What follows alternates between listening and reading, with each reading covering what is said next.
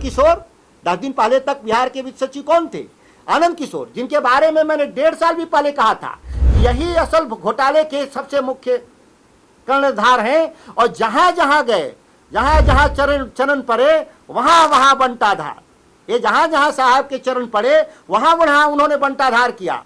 Mister x ठेकेदार, ये आप समझ जाइएगा, ठीक है। माननीय हाईकोर्ट ने कहा है उनका नाम नहीं लेंगे, लेकिन असल जो इसके जो किंग पिन है वो है कौन? आनंद किशोर। डीके कुमार, कौन है DK tax? DK Kumar, Deepak Kumar, जो मुख्यमंत्री के प्रधान सचिव तब से लेकर अब तक अभी वही हैं। और ये कह रहा है कि 200 ऋषु श्री जो है 265 करोड़ नगर विकास के ठेके में कमाए हैं, तो इसका हिसाब कौन देगा? ये असल सवाल है, क्योंकि इसी सवाल में आनंद किशोर लीड कर रहे हैं पूरे ब्यूरोक्रेसी को आकर के दीपक कुमार के नेतृत्व में, जो दोनों आपस में रिश्तेदार भी हैं, मैंने पिछली बार भी कहा था। और ये लोग आज देखिए, इनको महत्वपूर्ण विभाग में बैठा दिया गया। किस विभाग में अब है? ये है जलवायु परिवर्तन। नमस्कार, मैं आज एक विशेष विषय पर आप सभी को इसलिए आमंत्रित करना पड़ा कि आप 23 तारीख के प्रेस कॉन्फ्रेंस के आप प्रत्यक्षदर्शी रहे हैं। 23 तारीख के बाद 2 बड़ी घटनाएं इस बिहार के भीतर हुई कि जो आर्थिक अपराध अनुसंधान 2 साल से जो सोया हुआ था जांच पूरी प्रक्रिया में, उसने 24 तारीख को एक काउंटर एफिडेविट, नहीं उसको काउंटर एफिडेविट नहीं कहते हैं, उसने चार्जशीट दाखिल किया।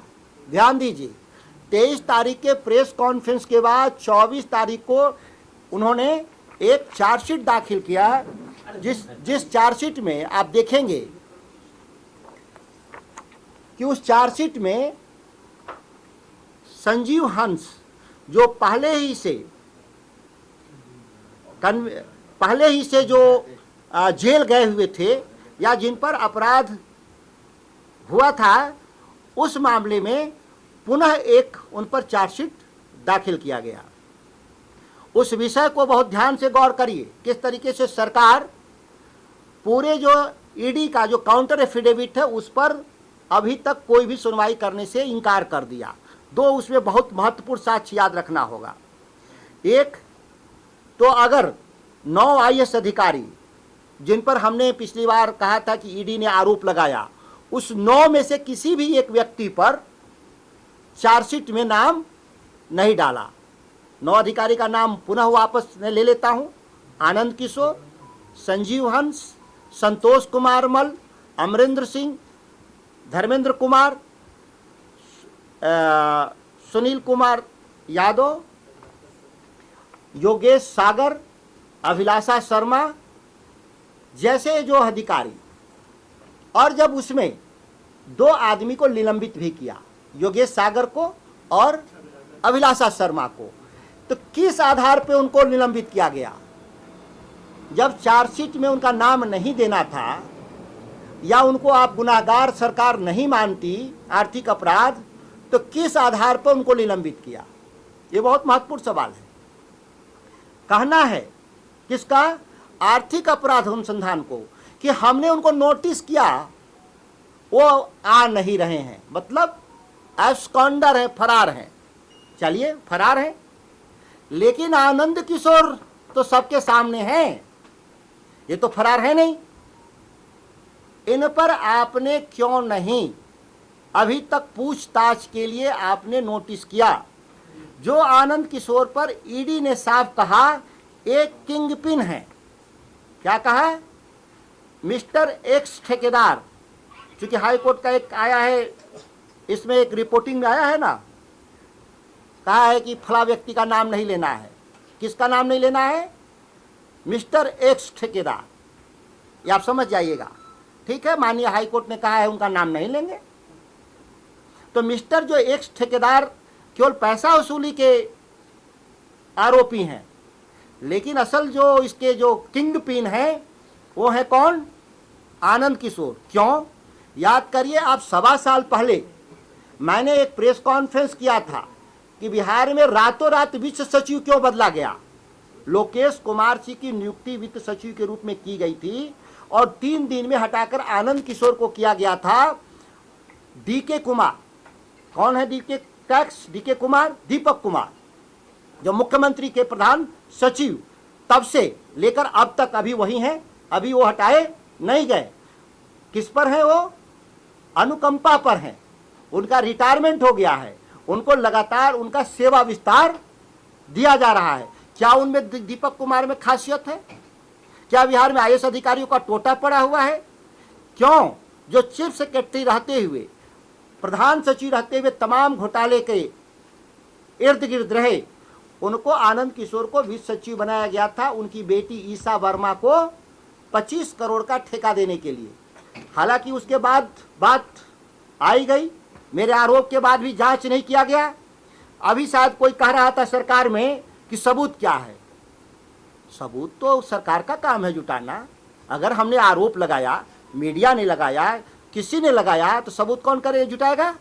सरकार का काम होता है जांच करके सबूत जुटाना। उसके लिए लोकपाल होता है, आर्थिक अपराध अनुसंधान होता है, भारत सरकार की कई एजेंसियां हैं। बिहार में लोकपाल नहीं है, कौन जांच करेगा? लोकपाल की नियुक्ति कौन करता है? सरकार करती है। 5 साल से बिहार में लोकायुक्त नहीं है। जब बिहार में लोकायुक्त नहीं है तो किसके खिलाफ हम कंप्लेन करेंगे? कौन जांच करेगा? तो इस तरीके का जो एक संदिग्ध पूरे बिहार भर में जो माहौल बनाया है सरकार के स्तर पे, शीर्ष के स्तर पे। अब कह रहे हैं लोग कि आनंद किशोर पर क्या साक्ष्य है? साक्ष्य यही है कि जो मुमुक्षु चौधरी जेल में है उसने साफ शब्दों में कहा कि 25 लाख रुपए का एक पोस्टिंग कराया इन्होंने, 25 लाख रुपए दिए, और एक 40 लाख का पोस्टिंग कराया, 40 लाख दिए। यही सबसे बड़ा किंग पिन होता है, जो आपराधिक कृत्य के अधिकारियों की पोस्टिंग कर रहा हो। लालू जी पर चारा घोटाले में क्या आरोप था? क्यों सजा हुआ? आप चूंकि नौजवान पत्रकार हैं, उस समय नहीं रहे होंगे, पुराने लोग होंगे, पूछिएगा। उन पर पैसा लेने का आरोप नहीं था, उन पर आरोप ही था कि चारा घोटाले के मुख्य अभियुक्त को आपने सेवा विस्तार दिया था। तो जब लालू प्रसाद जी को सेवा विस्तार के आधार पे सजा हो सकती है, तो इस घोटाले में शामिल जो तमाम अधिकारी हैं, जो इसमें कई लोग सेवा विस्तार पर हैं, जैसे तारणी प्रसाद के पास कितना नगद मिला? 11 करोड़। कितना? अभी तो हाल ही की बात है ना। इस मामले के अभियुक्तों में से तारणी प्रसाद के घर पे 11 करोड़ मिला। तारणी प्रसाद क्या थे? सेवा विस्तार पे नौकरी में थे। सेवा विस्तार किसने दिया? बिहार का मुख्यमंत्री दिया। तो सवाल यह है कि मुख्यमंत्री से आपने कोई पूछताछ किया? जब आपके पास साक्ष्य था ईडी के पास, और ईडी का भी खेल देखिए, ईडी तब कब सक्रिय थी? 21-22 में सक्रिय हुई। जब तेजस्वी जी और नीतीश कुमार जब सरकार बना लिए, तो सरकार को कैसे पाला बदल हो, नीतीश कुमार को भाजपा में लाया जाए, इस पाला बदलने के लिए ईडी ने लगातार बिहार में कितने छापामारी किए? दर्जनों छापामारी हुआ। और जब ही नीतीश कुमार भाजपा के साथ चले गए, ईडी फाइल को ठंडे बस्ते में डाल के रख दिया। ईडी कब सक्रिय होती है? जब मिस्टर एक्स ठेकेदार, अच्छे कोर्ट का, तो मिस्टर एक्स ठेकेदार रीशु श्री जाते हैं यह कहने के लिए हाई कोर्ट में कि हुजूर हमको बेल दिया जाए।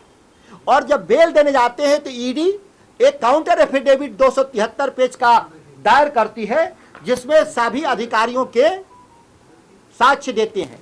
क्या इसमें लिखा है? इसमें लिखा है कि नगर आवास विभाग और नमामि गंगे परियोजनाओं में व्यापक पैमाने पर घोटाला हुआ, और इसमें 265 करोड़ रुपया ऋषि श्री के पास गया, और ऋषि श्री ने अधिकारियों को दिया। किन अधिकारियों को दिया? नगर विकास विभाग के अधिकारियों को, राजनीतिक नेताओं को, और वित्त विभाग के अधिकारी को दिया। लिखा है कि नहीं? तो वित्त विभाग का कौन अधिकारी है? वित्त सचिव। वित्त सचिव कौन है? आनंद किशोर। 10 दिन पहले तक बिहार के वित्त सचिव कौन थे? आनंद किशोर, जिनके बारे में मैंने 1.5 साल भी पहले कहा था कि यही असल घोटाले के सबसे मुख्य कर्णधार हैं। और जहां जहां गए, जहां जहां चरण पड़े, वहां वहां बंटा धार। ये जहां जहां साहब के चरण पड़े वहां वहां उन्होंने बंटाधार किया। ये मैं उन पर आता हूं, दूसरे विभाग का, शिक्षा विभाग का भैया आऊंगा। पहले हम इसको इसलिए कह रहे हैं कि कल 24 तारीख को आर्थिक अपराध अनुसंधान विभाग ने जो चार्जशीट दाखिल किया वो इसका जिक्र नहीं किया। इसमें किसी भी अधिकारी का दंड उन्होंने चार्जशीट में नाम नहीं डाला। तो क्या ये मानता है आर्थिक अपराध अनुसंधान कि इसमें कोई दम नहीं है? ये फर्जी दस्तावेज है जो भारत सरकार की जांच एजेंसी ने कहा है, सबूत सहित कहा है। क्यों? क्योंकि जो संजीव हंस पे कार्रवाई हुई है वो जल संसाधन विभाग के भ्रष्टाचार पे हुआ है, न कि नगर विकास। और ये कह रहा है कि 200 ऋषु श्री जो है 265 करोड़ नगर विकास के ठेके में कमाए हैं, तो इसका हिसाब कौन देगा? ये असल सवाल है, क्योंकि इसी सवाल में आनंद किशोर लीड कर रहे हैं पूरे ब्यूरोक्रेसी को आकर के दीपक कुमार के नेतृत्व में, जो दोनों आपस में रिश्तेदार भी हैं, मैंने पिछली बार भी कहा था। और ये लोग आज देखिए, इनको महत्वपूर्ण विभाग में बैठा दिया गया। किस विभाग में अब है? ये है जलवायु परिवर्तन, वन एवं पर्यावरण। इस राज्य के पास सबसे ज्यादा जमीन किसके पास है? वन एवं पर्यावरण, जंगल विभाग के पास जमीन है। इसलिए बैठाए गए हैं कि अब ये जमीन सरकार का उद्योगपतियों को देंगे, जंगल कटवाएंगे, इसलिए इनको वहां बैठाया गया। क्योंकि अब इस राज्य में भ्रष्टाचार करने के लिए पैसे अब सरकारी खजाने में है नहीं। यह भी सत्यापित तथ्य है कि ये जब वित्त सचिव बने 2,36,000 करोड़ रुपए कर्ज था, 2,36,000 कर्ज था। और ये जब वापस गए तो कर्ज कितना हो गया बिहार पर? 4,81,000 करोड़, मतलब लगभग 2 लाख करोड़। इनके रिजीम में 2 लाख से करोड़ से भी कुछ ज्यादा, करीब 2 गुना ये इनके रिजीम में कर्ज बढ़ता है। क्या कर्ज आया किस काम के लिए? बिहार के डेवलपमेंट के लिए। कौन विभाग डेवलपमेंट विभाग है? नगर विकास विभाग, वित्त विभाग, ये तमाम विभागों में आप देखेंगे तो ये आनंद किशोर घूमते रहे हैं और सारे जगह घोटाले का इन्होंने पृष्ठभूमि तैयार किया। ऋषु श्री का जो पहला जो कॉन्ट्रैक्ट है वो शिक्षा विभाग से शुरू होता है। जब वो बोर्ड के चेयरमैन थे आनंद किशोर, तो कबाड़ बेचने का पहला जो टेंडर दिया ऋषु श्री को, जहां से शुरुआत होती है, जहां मेधा घोटाला होता है। जो बिहार शिक्षा बोर्ड का बजट 12 करोड़ रुपया था 2016 में, वही आज दिन शिक्षा बोर्ड का बजट 700 करोड़ हुआ। ये 700 करोड़ रुपया कहां से आया?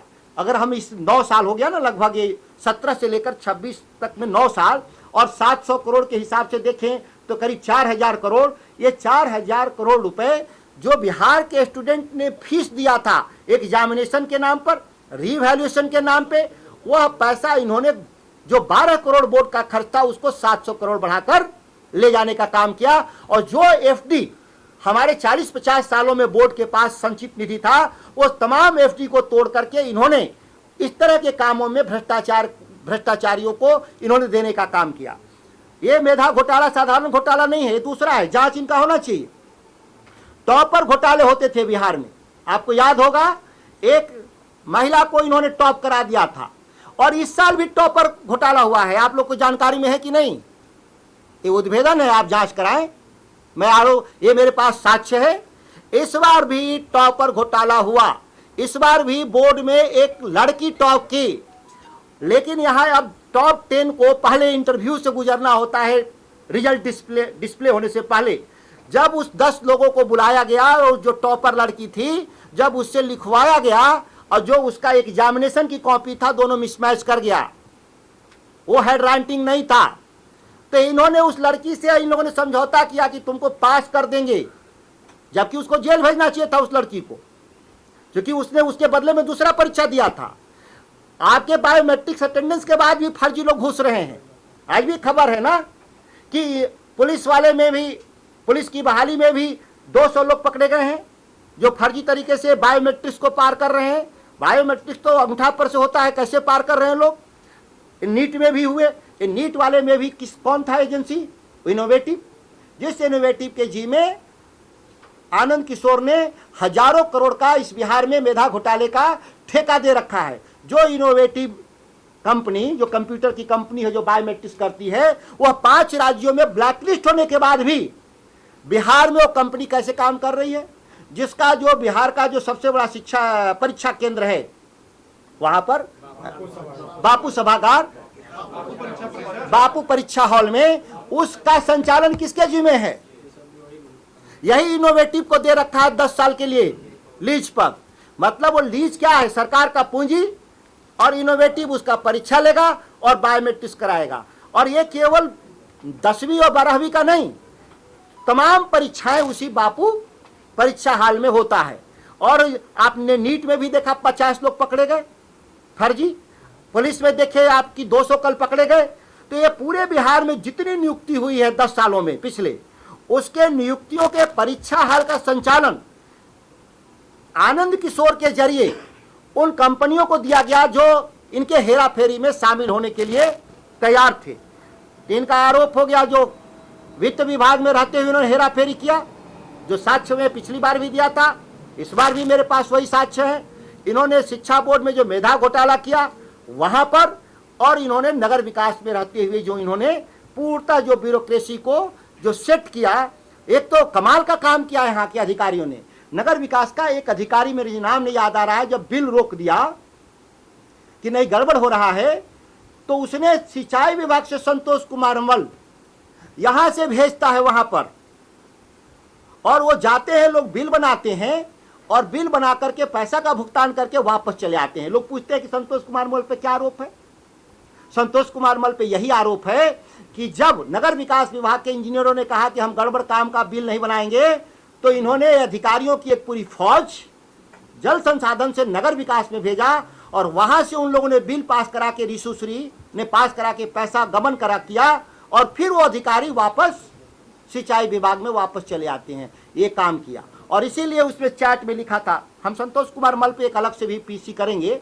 हर अधिकारियों पे मोटा मोटा जत्था है, इसीलिए आपका समय भी बहुत सीमित है।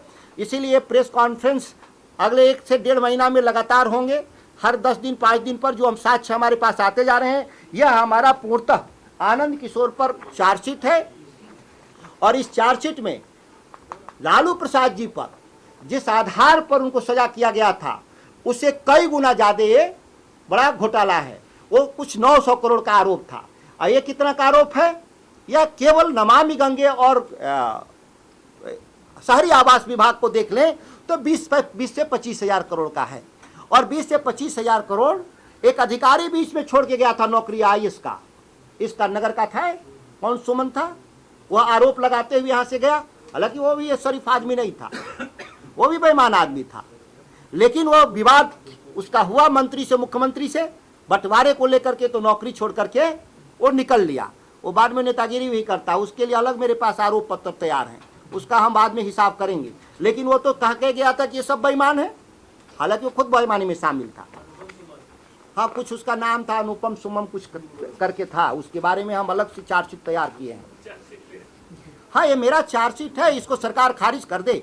मैं एक मेंबर ऑफ पार्लियामेंट हूँ, और जितनी बात मैं यहाँ कह रहा हूँ हम सत्यापित तरीके से कहने के लिए तैयार हैं। अगर कोर्ट में कोई जाना चाहे सरकार और अधिकारी तो मेरे खिलाफ कोर्ट जाए, तो हम सारे दस्तावेज कोर्ट को भी देने को तैयार हैं। इसलिए यह कोई मेरी बात मनगढ़ंत नहीं है, और कोई ऐसा मेरा आरोप नहीं है जो जिसका दस्तावेज मेरे पास नहीं हो। जब चाहेंगे तो अलग से भी हमसे इन दस्तावेजों को आप लोग ले सकते हैं। लेकिन सुधाकर जी, जो प्रेस कॉन्फ्रेंस आप कर रहे हैं, जी, तो आपको नहीं लगता नेता प्रतिपक्ष को करना चाहिए? वो क्यों चुप? नेता प्रतिपक्ष कल किए, देखिए मेरे नेता ने कल प्रेस कॉन्फ्रेंस व्यापक पैमाने पे किए, और उसी का एक्सटेंशन ये है। निश्चित तौर पे नेता अन्य कामों में भी हमारी पार्टी के काम में है। आप देख रहे हैं फेक इनकाउंटर का सवाल हो, भ्रष्टाचार का सवाल हो, या आप देखेंगे कि नौकरियों को जो जिस तरीके से नीट में दोबारा प्रधानमंत्री के देख रेख में के बाद भी, प्रधानमंत्री के बाद भी नीट में जो घपला हुआ, तो तमाम ऐसे बिहार में भूमि अधिग्रहण का सवाल है। अभी आपसे पहले कमरा भरा हुआ था कि किशोर पर क्यों नहीं खुलकर बोल रहे हैं? उन्होंने सब पर बोला, कोई ऐसा व्यक्ति नहीं था जिसके बारे में उन्होंने एक्सक्लूड किया हो, सब पर बोला। दीपक कुमार तक बोल देना, जो सबसे ऊपर बैठा हुआ है। फिर नीचे मैंने कहा हो सकता है मुझसे भी एक आध नाम छूट रहा होगा, हम स्वीकार करते हैं। ऐसा नहीं है कि इतने ही लोग भ्रष्ट है बिहार में, इतने लोग ही बेईमान हैं। कई लोगों ने सवाल किया कि फलाना आदमी का आप नाम क्यों नहीं लिए, उनका क्यों नहीं नाम लिए। हम उन तमाम लोगों से बिहार में अपील करते हैं, जिनका भी आप कागज मुझे दीजिएगा, हम उस पर सख्त कार्रवाई और प्रेस कॉन्फ्रेंस के लिए तैयार हैं। हम पीछे नहीं हटेंगे। हाँ, लेकिन हम बिना सच और बिना पेपर का हम किसी व्यक्ति पर बेईमान होते हुए भी आरोप इसलिए नहीं लगाना चाहते कि कल के दिन कोर्ट में हम उसको सत्यापित न कर पाए। आनंद किशोर और इनसे संबंधित दीपक कुमार या इनसे नीचे संबंधित जो 9 IAS अधिकारी हैं, इनके खिलाफ सत्यापित हमारे दस्तावेज था। मैं 4 दिन बाद 4 तारीख को फिर प्रेस कॉन्फ्रेंस करूंगा। वह दूसरे डिपार्टमेंट का घोटाला का मसला है, वो है लोक स्वास्थ्य अभियंत्रण और ग्रामीण कार्य विभाग में पिछले 1.5 से 2 साल के भीतर कम से कम 40,000 से 50,000 करोड़ की योजनाओं में वही 5 से 7% के आधार पर लोगों ने टेंडर बांटने का काम किया। उसके पास दस्तावेजी सबूत है हमारे पास, उसको लेकर के हम उम्मीद करते हैं कि 4 तारीख तक हमारा वो कागज तैयार हो जाएगा। मैं कर पाऊँ अगर ईडी, अगर कोई भाजपा के लोग अगर कर रहे हैं तो ईडी तो उन्हीं की एजेंसी थी, तो ईडी ने क्यों नहीं कहा? कहना चाहिए था उसको कि फला मंत्री भी इसमें शामिल है। और हम तो कह रहे हैं कि ये कंटिन्यूएशन में है, यह क्यों नहीं उस पर कार्रवाई कर रहे हैं लोग? हम लोग तो मना नहीं कर रहे हैं कार्रवाई के लिए। तेजस्वी जी ने भी कल कहा कार्रवाई करिए जांच करके। इन तमाम सालों में कुछ अच्छे भी अधिकारी आए, तो सब उन अच्छे अधिकारियों का तो नाम नहीं दिया ईडी, सबको तो नहीं दिया नाम ना, इसलिए नहीं दिया कि सब लोग चोर नहीं थे। लेकिन जो चोर हैं, जिसको बारे में ईडी कह रहा है और आर्थिक अपराध कह रहा है, उसको क्यों नहीं हम उठाएंगे? उसकी चर्चा क्यों नहीं होगी? और भाजपा के लोग तो खुद सत्ता में है, डबल इंजन में है, क्यों ईडी नहीं कार्रवाई कर रही है? बताइए, आनंद किशोर पिछले 2 साल में कितना बार विदेश गया निजी यात्रा पर? जब उस पर ईडी जांच कर रही थी तो किसने अनुमति दिया उनको विदेश जाने के लिए? वो लोग भी गुनाहगार हैं। अगर ये विदेश में ही जाके बस गए होते तो कैसे गिरफ्तारी होती? ये 2 सालों के भीतर जब से ये चार्ज है, दर्जनों बार आनंद किशोर सरकार की अनुमति से विदेश गए हैं निजी यात्रा पर। अरबों खरबों रुपया जो चोरी किया इन्होंने दूसरे देश में उसको निवेश करने का काम किया है। और वो जगह ऑस्ट्रेलिया है जहां आनंद किशोर ने सबसे ज्यादा यात्रा किया है। अगली बार उनकी यात्रा का भी विवरण आपसे साझा करूंगा कि किन किन देशों में गए। आप लोगों का ध्यान इतना देर के बाद काहे खुला सर? 1.25 साल पहले मैंने किया था इसमें। 2 साल हो नहीं 1.25 साल से मैंने किया है। देखिए, का 2 साल से चल रहा है, 2.5 सालों से। मैं 1.25 साल पहले प्रेस कॉन्फ्रेंस किया था। नहीं। अब विपक्ष देखिए, विपक्ष में मैं भी हूँ। मैंने तो 1.25 साल पहले किया था, जिस पर यही आनंद कुंदन कृष्णन मुझे धमकाया था। उस समय मीडिया में भी मैंने बताया था। आपके नेता नहीं, नेता भी बोलते हैं। मैं किसी पर आरोप लगाने के लिए बात नहीं कह रहा हूँ। भ्रष्टाचार के खिलाफ लड़ाई सामूहिक लड़ाई है कि किसी एक व्यक्ति की लड़ाई है? सामूहिक लड़ाई है। तो सामूहिक लड़ाई में सिविल सोसाइटी भी आती है, वकील भी आते हैं, मीडिया के लोग भी आते हैं और राजनीति करने वाले भी आते हैं। ये सामूहिक लड़ाई है, किसी एक के भरोसे नहीं लड़ी जा सकती। नेता प्रतिपक्ष का भी एक रोल है, उन्होंने समय समय पर कहा है। लेकिन इस लड़ाई को ये लूट क्यों नेता प्रतिपक्ष का हुआ है पैसा? ये पैसा लूट बिहार की जनता का हुआ है। ये तो सबकी लड़ाई है और सबको अपनी भूमिका, कोई छोटी कोई बड़ी भूमिका निभाया भी है और आगे भी निभाने की अपील हम लोग कर रहे हैं सबसे। लगातार एजेंसियों पर आप लोग सवाल उठाते रहे कि निष्पक्ष नहीं हो पाता, तो किसकी देखरेख में ये जांच? देखिए, मैंने बीच में ही जिक्र किया, सदन में भी उठाते हैं। एक बात तो है कि हम सदन में, हमारा छोटी पार्टी है, सीमित समय है, फिर भी हम लोग वहाँ सवाल करते हैं। इन दस्तावेजों को शेयर किया है आपने केंद्रीय संगठनों के साथ या जांच एजेंसी? ये तो उन्हीं का दस्तावेज है, अब उनको क्या शेयर करना है? ये जाएंगे सबके पास। एजेंसियों पर भरोसा है या? देखिए, मैं कह रहा हूँ सीबीआई से बड़ी जांच एजेंसी इसमें जांच कर रही है ईडी। अभी देश में सबसे बड़ी कौन? भूमिका पर तो आप सवाल उठा रहे हैं, निश्चित तौर पे। तो कौन जांच करेगा? अब इस देश में तो लोकपाल कर सकता है इसका जांच, जो है नहीं, बिहार में है नहीं। हम तो इस पहले ही आपके बीच में कहे कि लोकपाल है ही नहीं, किसके पास जाए कहने के लिए कि जांच एजेंसियां गड़बड़ कर रही हैं, जांच नहीं कर रही हैं, किसके पास जाए? लोकपाल ही नहीं है बिहार में। इस प्रूफ को लेकर न्यायालय में भी हाँ, न्यायालय जाएंगे, ये पक्की तौर पे। आप देखिए, पिछली बार एक प्रेस कॉन्फ्रेंस किए थे अडानी के खिलाफ पीरपैंती का, हमने उसमें PIL दाखिल किया, आज सुनवाई चल रहा है। क्या न्यायालय फैसला देगा मैं नहीं जानता, लेकिन हम PIL दाखिल करते हैं, पीछे नहीं हटते। निश्चित इस पे जाएंगे। इस मामले में कोर्ट के देखरेख में जांच होना चाहिए। हाँ, जैसे चारा घोटाले में जांच हुआ था कोर्ट के नेतृत्व में, वैसा ही जांच इस बार हम लोग का मांग करते हैं कि माननीय न्यायालय जांच अपने नियंत्रण में ले और वो एजेंसी तय करे कि कौन एजेंसी से करा सकती है, क्योंकि ईडी तो फेल कर गया है। आर्थिक अपराध एक तरफा कार्रवाई कर रहा है, लोकपाल जब है ही नहीं तो वो तय करे माननीय कोर्ट कि किससे वो जांच कराना चाहते हैं। चारा घोटाला का बार-बार नाम ले रहे हैं सुधाकर जी चारा घोटाला का बार-बार नाम ले रहे हैं। क्यों नहीं उतारे इस मुद्दे को लेकर? सड़क पर अभी आपको नहीं खबर होगी, मीडिया ने खबर नहीं चलाया होगा, हम लोग प्रखंड स्तर पे धरना दिए हैं इसी महीना में, हम लोग जिला स्तर पे हम लोग ने धरना दिया है इसी महीने में, जिला स्तर पे भी। तो ये हम सड़क पर ही उतरना कहते हैं और हमारे मुद्दे थे उसमें, ऐसा नहीं था। अब खबरें कितनी चली नहीं चली वो हम लोग किसी पर आरोप नहीं लगा। बार-बार आप नाम ले रहे हैं, क्या आप मानते हैं कि लालू जी ने भी घोटाला किया था चारा? देखिए, जिन तथ्यों के आधार पर उन पर सजा हुई है उससे बड़ा तथ्य इसमें है, तो क्यों छूट मिल रही है? वर्तमान सरकार में बैठे हुए लोगों को कौन छूट दे रहा है, ये मेरा सवाल है। अधिकारियों की जब प्राइम पोस्टिंग हो रही हो तो सरकार का संरक्षण प्राप्त है इसमें। अब तो मुख्यमंत्री के साथ कल घूम रहे थे आनंद किशोर, कल देवघर के पास में इको पार्क बनाने के लिए दोनों साथ घूम रहे थे। सवाल यह है कि जो अभियुक्त हैं, जिन पर जांच होना चाहिए, जिनको जेल में होना चाहिए, उनके साथ मुख्यमंत्री घूम रहे हैं, तो इसको क्या कहा जाए? अब हम कैसे भरोसा करें राज्य के मुख्यमंत्री पर कि गुनाहगार अपराधी के साथ घूम रहे हो? जांच टॉपर्स घोटाला की बात आपने की, इंटर की बात कर रहे थे कि मैट्रिक की? मैट्रिक की बात कर रहा हूं। इस बार भी वो लड़की जो टॉप कर रही थी वो उसके बदले में दूसरा कोई एग्जाम दिया था, और जो टॉप 10 टॉपर का जो जांच करते हैं कि कोई विवाद ना हो, तो उसमें जांच में उस लड़की से जब रिटर्न लिखवाया गया, चूंकि इंटरव्यू में बात करने में फेल कर गई, मैं वो लोग समझ रहे हैं जो घोटालेबाज हैं, जितनी बात हम कर रहे हैं। नाम इसलिए नहीं लेंगे उस बच्ची का क्योंकि उस पर एक बच्ची है और सरकार की विफलता है, नहीं बता रहे हैं, ये आरोप कोर्ट चले हम लोग उसमें भी लाके कागज दे देंगे, क्योंकि हम उसका कैरियर खत्म नहीं करना चाहते, लेकिन सिस्टम में फेलियर है, ये मैं कह रहा हूं। वो लड़की भी हो सकती, कल लड़का भी हो सकता है, कल हम भी हो सकते हैं। ये मैनेज हो रहा है कि बायोमेट्रिक अटेंडेंस को कैसे बाईपास करके नकली परीक्षार्थी पुलिस में भी पकड़े गए, नीट में भी पकड़े गए। ये जो हो रहा है, ये बायोमेट्रिक्स कंपनियों को कौन नियुक्त किया है बिहार में? वो आनंद किशोर है, इनोवेटिव कंपनी है जिसका कंपनी का नाम है एक TCS आयोन कंपनी है। ये 2 कंपनियां हैं जिनको इन्होंने बिहार में मेधा घोटाले और नौकरी घोटाले के लिए बाकायदा डिजाइन किया, वो आनंद किशोर।